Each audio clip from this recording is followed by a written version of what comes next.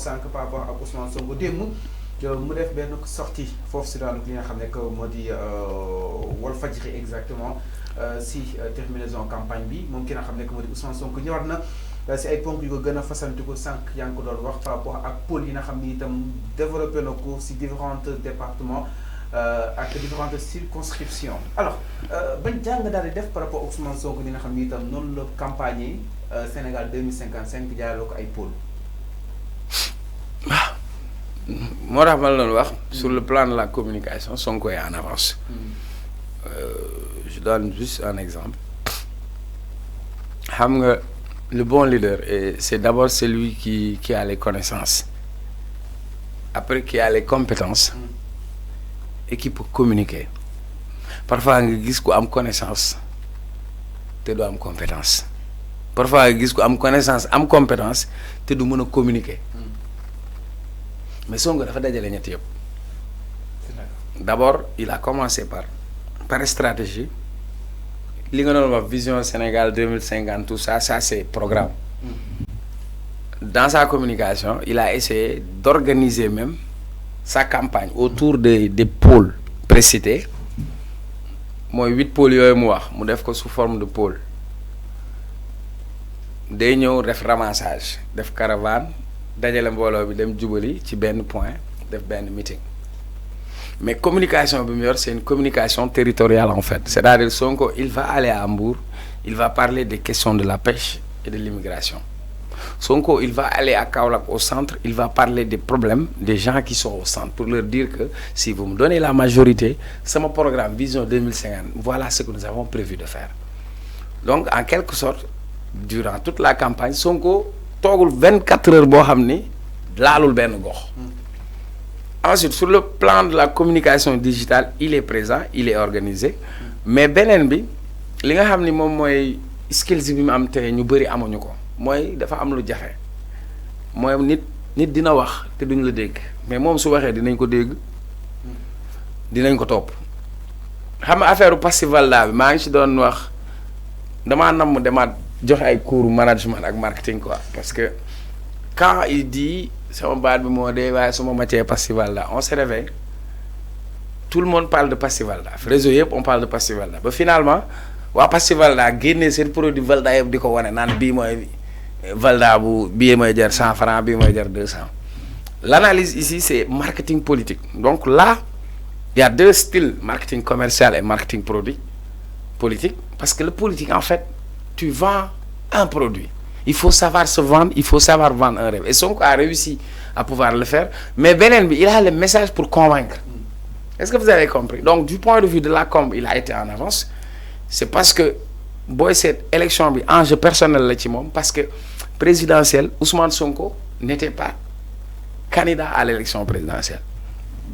Aux élections législatives Ousmane Sonko n'était pas candidat.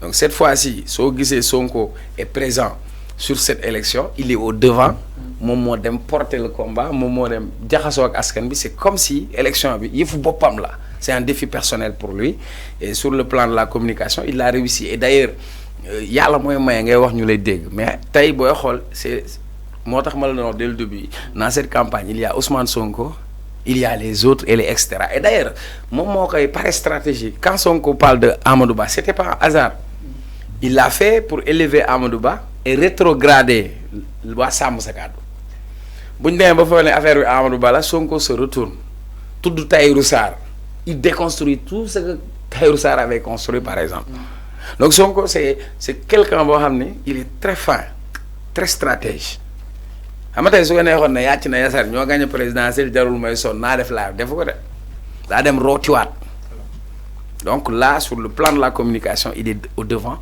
et puis ça montre que ci li ma jàpp man ci li ma sama xel may bu ñu demee élection gars yi dañuy maq suuf de waaw. jàpp nga ni ñoom dinañ am majorité bu confortable. ah bien sûr li ma gis nii ak lecture bi ma am nii gisuma ndax gars yi nañ gagné Pastef gisuma loolu de gisuma ko de. majorité mën nañ ko am mais jàpp na ni dina yaatu. ouais non defe naa grand Macky Sall dernière élection législative xam nga ñaar la am 49% la am terewul moo am majorité donc élection bi gisuma gars yi fi ngay jaar. alors démb Ousmane Sonko génn na wax na ak li nga xam ne que moo di askan wi si ay ponk yu gën a fasantiku ban jàng nga daal def exactement si prestance am ak aussi li nga xam ne que moo di kàddu yi nga xam ne tamit yëg na ko fa. Oui, mais j'ai pas tout suivi. Mais dafa am ay données yoo xam ne du fenn donc quand il fait un live c'est un record au Sénégal. Sur une chaîne YouTube. Tu te retrouves avec plus de 100 000 vues 100 000. en direct. Donc ça veut dire que c'est une audience qui est... Et puis c'était pas la seule. Donc Walfadjri a mis Mom, Amadou Ba ak kan. Barthélémy ak kan. ok. waaw léegi. ak aussi yeneen télé yi. waaw mais xoolal léegi regarde la différence. Celui qui parvient à capter l'audience 100 000 et puis avec faire face à 3 journalistes, évoquer toutes les questions. Donc il a été très malin. Campagne bi day jeex le moment moom muy dem di dugg ci avion pour dem voter ji fële organiser wu na pour exister teg ko ci télé bi pour dérouler son programme. Donc pour man c'est un coup de com qu'il a réussi et voilà mooy dernier coup de communication bi nga xam ne def na ko ah marketing la doxal foofu. waaw c'est-à-dire lu mu la bëgg a wax mooy moom lu muy def daf koy calculer en fait. Sonko il fait rien sans calculer ko. Moi, je te dis que c'est un stratège en fait. Donc tout ce qu'il fait, c'est millimétré. Il sait qu'est-ce qu'il doit gagner en retour. Et il lâche pas le terrain. Parce que la politique, c'est comme les malheureux, il faut être présent partout de manière permanente. Donc pour moi, dans cette élection, c'est lui qui est l'homme le plus en vue. Voilà. À part Sonko, il y a Aliou Cissé qui prend le buzz, quoi. Aliou Cissé. Mais quand même, il a évoqué de sa relation avec qui n'a jamais comme dit le président Bassirou Diomaye Diakhar Faye. Ousmane Sonko jàpp ni tout est nickel ba sax palais lay yenn des fois dafa fanaan ak ki nga xam ne moo di le président naka na ko daal di jàngatee loolu itam opposition bi doon nañ ko politiquer que ni rien ne va entre ki nga xam ne moo di le premier ministre et le président. Ah mais c'est comme je vous disais il a raison de revenir sur ça et d'ailleurs waxul ñu laaj ko gars yi ñoo ko laaj mu ne lu tax fu ma toog ñu ma koy laaj donc ça veut dire que c'est comme si dafa am ñu bëgg a dugal ci bopp opinion bi que ñoom ñaar am nañ problème xam nga am na mag bu fi toogoon ne Diomaye ak Sonko dañoo jotee palais ba ñu mujj ko ci té après moi j'avais demandé nañ ko ci bàyyi quoi et puis finalement bàyyi nañ ko ensuite dafa mel ni comme si dafa am ñoo xam ne dañuy alimenter si seen diggante parce que ñoom ñoo ñëw présenter Sonko mooy Diomaye et quand Sonko revient pour dire que man am naa kilifa suma kilifa ci état mooy Diomaye moonte Diomaye nangu na ni kilifa am ci politique mooy Sonko donc nous tout ce qu'on demande que ñoom ñaar seen relation gën a huilée et moi gisuma un premier ministre boo xam ne am na autant de proximité avec le président donc c'est tout ce qu'on souhaite que ñoom ñaar dans une relation il faut que ngeen maintenir le cap bañ a déglu ñeneen ñi ngeen xool yéen fu ngeen jóge ak fi ngeen bëgg a jëm c'est important Sénégal nag bëri na ñoo xam ne bëgguñu ñaar ñuy ànd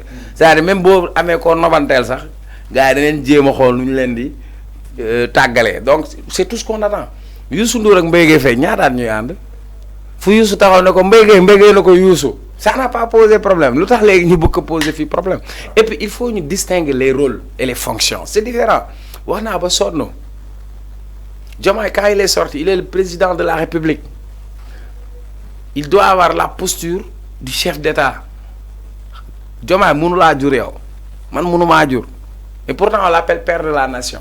Est-ce que la nation sénégalaise se limite aux militants de parti Pastef ou est-ce que la nation sénégalaise se limite aux militants de PUR ou de Benno Bokk Yaakaar ou de Anta Babacar Ngom? Donc la nation sénégalaise c'est dans toute sa diversité donc le président doit être au-dessus de la mêlée pour véritablement nekk ki nga xamante ni moom mooy yilif ñëpp et élection législative la mooy première élection bi Diomaye di organiser en tant que président kon il faut mu toog tey ci benn cëslaay boo xam ne ndey ji seex lay ne il faut qu'il soit au-dessus de la mêlée et d'ailleurs le président mënul campagne xam nga loolu constitution bi daf ko tere parce qu'on parle de séparation des pouvoirs il est le chef de l'exécutif est-ce que moom war na ci dugal loxoom déedéet est-ce que moom war na toogaay boo xam ne ñëpp lay uuf ndey ji seex waaw est-ce que toogee na ko oui Sonko nag c'est le premier ministre qui est tête de liste qui doit aller se confronter par rapport aux autres donc dañuy jaawale la personne le personnage et la personnalité la personne le personnage mooy rôle bi muy incarné donc ici Sonko incarne le rôle d'un candidat comme ñeneen ñi nu ñu nekkee candidat voilà. c'est clair exactement mi ngi noonu par rapport ak li nga xam ne moo di le débat bi nga xam ne itam Ousmane Sonko. gars yi dama leen jëli seen carte yi. mais aussi desandi ba tey Ousmane Sonko mi ngi insister si haute juridiction boo xam ne itam dina àtte ñi fi nekk.